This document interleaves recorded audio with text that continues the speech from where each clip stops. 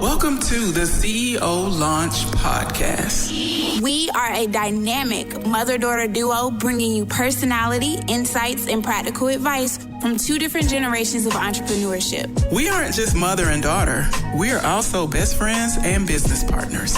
I've watched my mom help thousands of entrepreneurs start the businesses of their dreams, including me.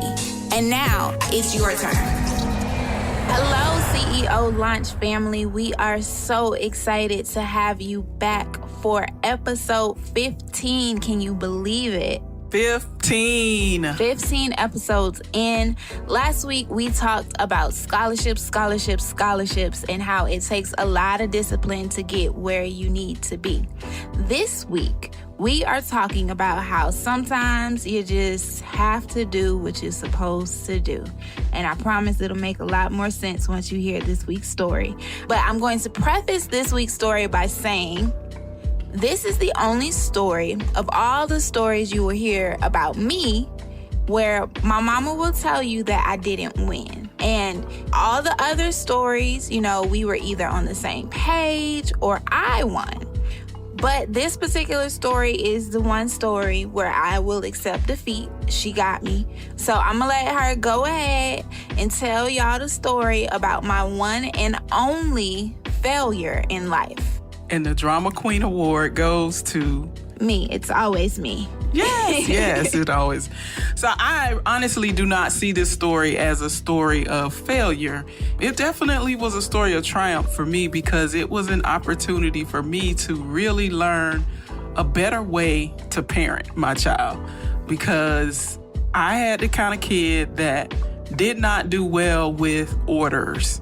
So things had to kind of make sense, and I almost had to trick her into thinking that it was her idea, because if not, there was going to be some resistance. And so I don't want anybody to think that I was that parent that didn't really have control over my kid or whatever. It was just really about learning the best way to communicate and deal with her. So let me just tell you the story. Kenya was probably about 8 years old. And yeah, you were 8, right? Yes. Yeah, she was about 8 years old, and we, at the time, were living in a 2-bedroom, 2.5-bath townhouse. So she had her own bathroom, and I had my own bathroom. This was maybe a year or two after we moved to Atlanta. So I wanted to kind of teach her that she needed to have chores in the house, and so her chore was to clean the bathrooms. One thing that if you don't know me, you will learn about me. That's the most hated chore that I have, cleaning the bathroom. I'll cook all day long, but I hate cleaning the bathroom. I had to clean mine and hers, just for clarification. It was both of them. Actually, all three, because there was one and a half it was a bath downstairs bathroom. Yeah. Right. See, listen. Anyway, go ahead. Tell them more about your parenting. Yes. And so she had to clean the bathrooms. That was her chore. And Kenya didn't want to clean the bathrooms. And so because she knew that just coming straight out and saying, Mom, I don't want to clean the bathrooms, was not going to work, she came up with this brilliant idea on how she could get out of cleaning the bathroom. Now, keep in mind, this is her 8-year-old mind. And in her 8-year-old mind, she decided that if she used up all of the cleaning supplies in one take, so she was in the bathroom and she was spraying, I think we were using like the scrubbing bubbles, and she sprayed this stuff everywhere to the point where she was coughing and like acting like she was gonna die from the fumes of cleaning the bathroom. And she had to take breaks because she couldn't breathe and all of this stuff with the cleaning the bathroom. And I'm just in the back of my mind saying, Lord, have mercy. So I didn't say anything. I let her take her 50 million breaks, just get the bathrooms clean. So she cleaned the bathrooms, but she literally used a can of bathroom cleaner to clean all 3 bathrooms. She used 1 can at one time. So I said, okay, I have an idea. I'm not gonna fuss. So I said, you know what, Kenya, you did a really good job with cleaning the bathroom today. I think I'm going to give you a raise in your allowance. And she said, really? And I said, yes, I'm going to give you a raise in your allowance. I'm going to pay you more to clean the bathrooms. But The only thing is that you have to start buying the cleaning supplies. And she said, that's it? I just have to buy the cleaning supplies? I said, yep, that's it. I'm going to give you a raise. You'll get more money in your allowance. You just have to buy the cleaning supplies. So lo and behold, the next time that she went to clean the bathroom, she was she sprayed like a very little bit of the cleaning stuff to get the bathrooms clean, because in her mind was, once all of this bottle is gone, I'm going to have to buy it again, and I don't want to have to buy it again. So that's not the end of the story, but that was the first part of it. Mission accomplished. 1 point for mommy, 0 for Kenya, right? Well, okay, I would also like to add in a little bit to my strategy. It wasn't a 1-part strategy. It was a 2-part strategy. So one piece of it was I was going to use all the cleaning supplies. And the second part of it was I was going to use so much of the cleaning supplies that you felt like the cleaning supplies were going to kill me. So you wouldn't want me to clean the bathroom because it was harming my 8-year-old lungs. That was very strategic, okay? I just want us to still very 8 years old, but still it was a strategy behind this. Didn't work. Yeah, it was definitely a strategy. And I knew that. I knew exactly what she was doing in that strategy, right? So we fast forward a couple of weeks, and she and I are in the store. We're actually in Walmart. And she has her little money. We're in the store, and she sees this doll that she wants to get. And she's like, oh, mommy, can I buy this doll? And I said, well, don't we need cleaning supplies? And she said, yeah. And I said, well, do you have enough money to buy the cleaning supplies and the doll? And she looked at her money and looked at how much the doll cost. She had just enough to buy the doll, but she didn't have enough to buy both the doll and the cleaning supplies. And she said, no, I don't have enough. Can you buy the cleaning supplies this time and I'll buy them the next time? And I said, no, sweetie, I can't. I don't have money for cleaning supplies. I came here for the groceries. I can't get the cleaning supplies. And so very disappointed. She could not get her doll, and she had to buy the cleaning supplies. But I think that in this, and this is an example of life, like this is the example of how I parented her, because I had to show her or teach her the life lessons in a different way. She was not the kid. I couldn't raise her like I was raised. Like my mama could just look at me and say, girl, if you don't go get in there and clean that bathroom, and that would be the end of the conversation. But, with this kid, I was not able to do that. So I had to find ways to be able to get her to do what she's supposed to do and almost make her feel like it was her idea. So that's her dramatic failure in life story. She got me. In all seriousness, though, I think that bringing that back to business, right? I think that it's so important for us to think about the pieces of our business where we're using all the scrubbing bubbles, where we're being excessive and we're doing a little bit too much in one area because we don't want to pay the cost in another area.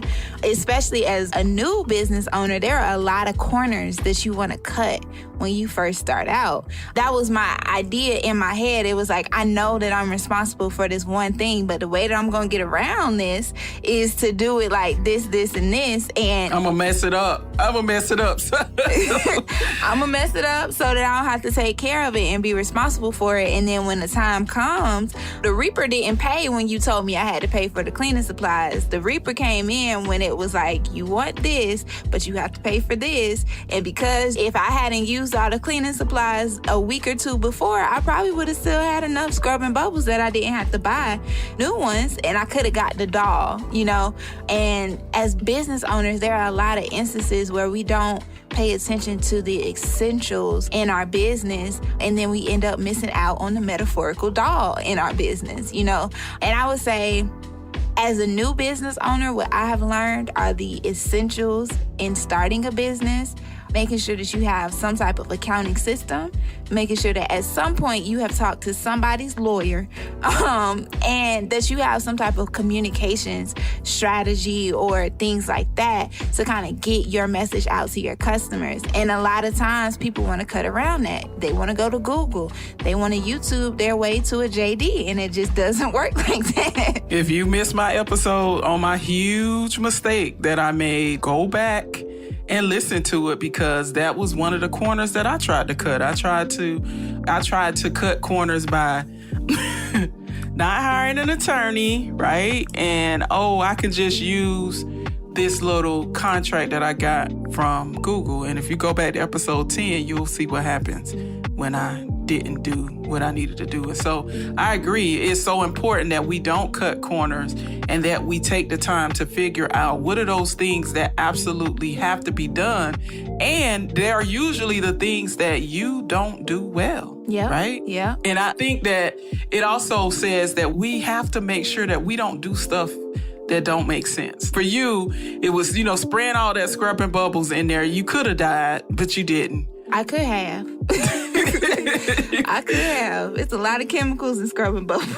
Yeah, but you were doing that, and it didn't, because you were trying to get out of doing something else, right? Right. And so sometimes with us, you spent all weekend working on your website, and it still looks homemade, and you didn't make any money while you were working on your website. So the $1,000 that you quote unquote saved on doing your own website, you lost because you could have been billing your clients probably more than the $1,000. So, and it's just like trying to force yourself into situations that don't make sense. I remember actually thinking about the scholarship episode in the program that I was in. Miss Jackie Bruton, shout out to Miss Jackie. She was having a conversation with us about relationships, and she made this metaphor that I really appreciate. And she just said that sometimes when people try to fix things themselves, they don't necessarily have all of the tools. And because you don't have a tool, you might need to screw a screw back in. But if you don't have a screwdriver, then you might use something like a butter knife. And after a while, you screwing in that screw with a butter knife is going to mess up the screw, and it's going to mess up the butter knife. Had you just used a screwdriver, which was meant to screw in a screw, nothing would have been messed up. And I think that's the approach that a lot of people take to DIYing themselves out of a job. It's like, I'm going to do everything myself and be the master entrepreneur. But it's like you are a butter knife trying to fit into a screw. And after a while, it's going to wear you down a lot more to drill that screw in versus if you actually got a real drill. Forget the screwdriver. The screwdriver is so $19.99. Like, you needed to get a drill that was automated, because that's the big thing now. So an automated drill, automated screw that drills itself in, those types of things. Like, you have to think about the future. So I think for me, thinking about cleaning the bathroom at that time, there was no real plan with that. It was just, I don't want to do this. And because I don't want to do this, this is my immediate reaction to this, versus thinking out a full-on strategy on maybe I could have talked to you and be like, okay, listen, I don't like cleaning the bathroom either, so maybe I could do the bathroom one week and then you could do the kitchen or something like that, like, because I really don't like this. How can we fix this, rather than being 8, not knowing how to talk to people and making 8-year-old decisions. But some of us are making 8-year-old decisions in our business. Yeah, I was just about to say that. That's not a thing that's just exclusive to 8-year-olds. There are some business owners who are making some 8-year-old decisions in their businesses. So let's jump to our takeaways. I think you kind of touched on some of them when you said that about fixing things, right? So if it's broken, you need to fix it. You need to put something in place to fix it. And if you don't have the skills to fix it, then you need to hire someone who does have those skills. Right. Which I think brings us to our second takeaway, that you don't ask your stylist to fix your toothache. She may have had a toothache before. She may be experiencing some severe root canal related pains. However, your stylist is not a dentist. So you might have a cousin that has a business that has been doing whatever, and your cousin creates shoes and your business is selling soap. Those are two very different businesses. So asking your cousin for they operating agreement and they business plan and all of those things doesn't make sense, because y'all are doing different things. You're in completely different industries. So you have to make sure that you're asking people that actually know how to fix the problems that you need to solve. So if you need to get your website done, talk to somebody that actually studies design, that actually knows about web development, that knows about SEO. If you need to redo your social media platform or create some contracts, Google is not Google Esquire. It's just Google. Right. You may be able to find an Esquire, but please don't think you are one. You are not one. So it's like, make sure that you're talking to the right people, which again, I think brings us to our third point, which is you either gonna pay on the front end or you gonna pay on the back end. And in the case of my story, I paid on the back end because after a while, thinking that I was cruising and getting by, it hit me at the very end. Oh, dang, I can't get my dog. And a lot of us are missing out on our dog having to pay, not wanting to pay $1,000 to get a website, but now having to pay thousands of dollars to tweak something because you didn't want to pay for cybersecurity. Somebody hacked into your stuff, all your client information is gone and all of those things, and now you got to get lawyers, go to court and stuff like that. It's too much. Or you lose it. I can remember that. That's an excellent point. So as we wrap up, right, I remember this time I went to this Chinese restaurant and they had a sign up. I went to go pick up my takeout and they had a sign up that said, they didn't say it to like this, I'm paraphrasing. Somebody hacked into our website and we can't get into our website anymore.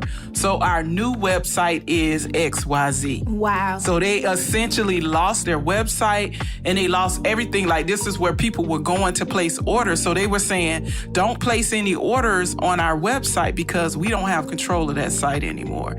And so, yeah, there could very well be an example of a business owner who didn't want to pay somebody because their little cousin or their teenager knew how to do websites. And so they just did that and they lost access to their site. So paying on the back end always costs more. It always costs more.